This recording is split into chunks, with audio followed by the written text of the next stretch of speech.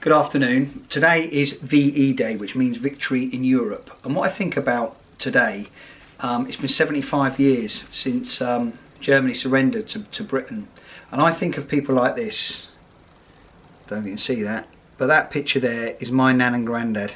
My granddad, George Lawes his name was, and he was a chief fire officer of London. His job during the Blitz in 1940 was going down into burning buildings and pulling out people, saving lives, hundreds of lives probably. He was going down to the docks, and when Germany was coming over, the Luftwaffe, and wiping out London, he was there fighting to save us from dictatorships, give us our rights for freedom, our rights to express, our rights to be here now, to speak, to do the things we want to do, to not be judged, not be killed by the race we're from, the background, the name, the religion. It was about freedom, and that is what those guys died for 75 years ago. Hundreds of thousands of them.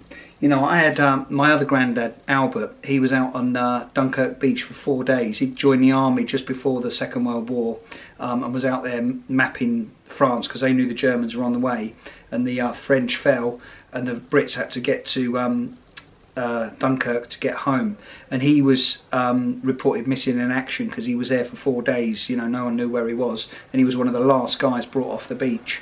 And these are the stories I grew up with, and part of my thought pattern has always been about those guys and what they meant. I had Mr. Cook next door when I was a kid.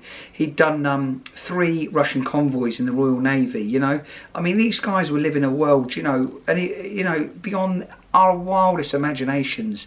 And here we are 75 years later, and we've still got wars, we've still got the Middle East, we've still got refugees coming all across Europe, we've still got hate, we've still got divides. And the divides are what really get to me more than anything, because divides are what create wars. Any war, go back to it, it's like dehumanisation. Hate him because he's Italian, hate him because he's German, hate him because he's a Muslim, hate him because he's a Catholic, hate him because his name's Williams and it's not Smith. It's bullshit. And this is what wars are all about. And still today we're still, we've heard all that Brexit stuff where it's all about divides, you're for or you're against, and you've got to hate somebody because they don't like Labour or they don't like Corbyn, and all this stuff. And we are constantly being fed this thing, divide. And I get a lot of shit, because I'm into the whole skinhead scene, and we have this reputation of being this bigoted, nationalistic type of people, but it's not about that. To me, it's always been about pride in myself, pride in my country, pride in my people, pride in my grandfathers, pride in my great grandfathers. My 4 times great grand was in the 1812 war in America. He was fighting for the British Canadians against America when they were trying to invade.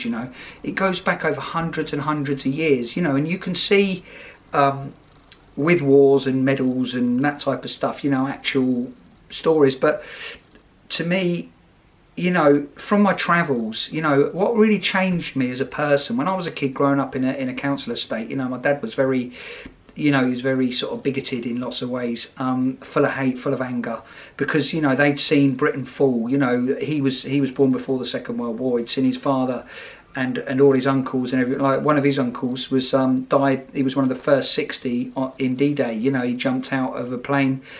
He was in the paratroopers, and they were going to what's now called Pegasus Bridge, and he was shot on the way down, survived, and then was shot through the head when he landed. And the French resistance were there trying to save him. They said to him, "Keep your head down," and he said, "What?" And they went, boom, shot him through the head. The Germans.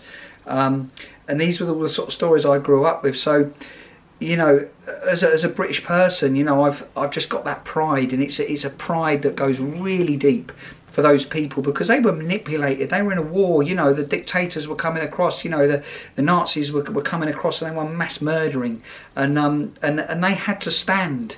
And my grandfather, after the Second World War, lived in France. He was out there doing the war graves, and the story in that village was that when the Nazis were retreating, when the Brits came over, they ran away, and what they did is they took all the French men up onto a hill and killed them all. So they killed all the males of the village, and these people, when my mum lived there as a little girl, they were starving. They had no shoes on their feet, and time's not changed.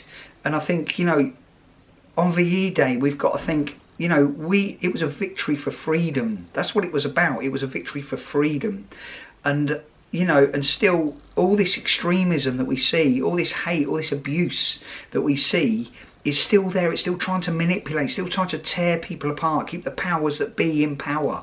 You know, we've got to, as a people, realise and see what's going on.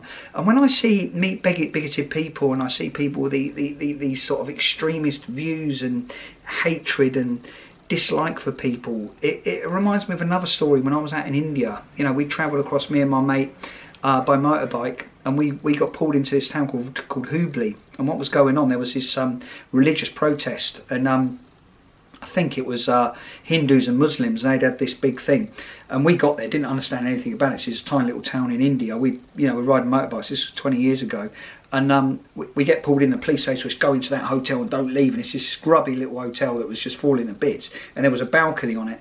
So I remember standing on this balcony. I don't know where my mates were, but I looked out onto this balcony, and I was watching this riot and these coppers running around with bullwhips. And when it all cleared, there were 3 dead bodies laying on this village square, and it's the first time I'd ever really seen a dead body. And I thought to myself then, I don't know who these people are or what they are. Are they Muslims? Are they Hindus? Because they were naked, they were dead, and they've been torn to pieces. And it made me really think, you know, we're born as people, we die as people. So, you know, think about it, and that's what it's really all about, you know. And punk rock, you know, as a kid growing up into punk rock, you know, punk told me it's about questioning authority, it's about, you know, self-rule, self-expression, you know, looking and understanding and learning, because that is what it's about, you know. That is what VE to me is about. It's about, they gave us the freedom to stand here right now and debate.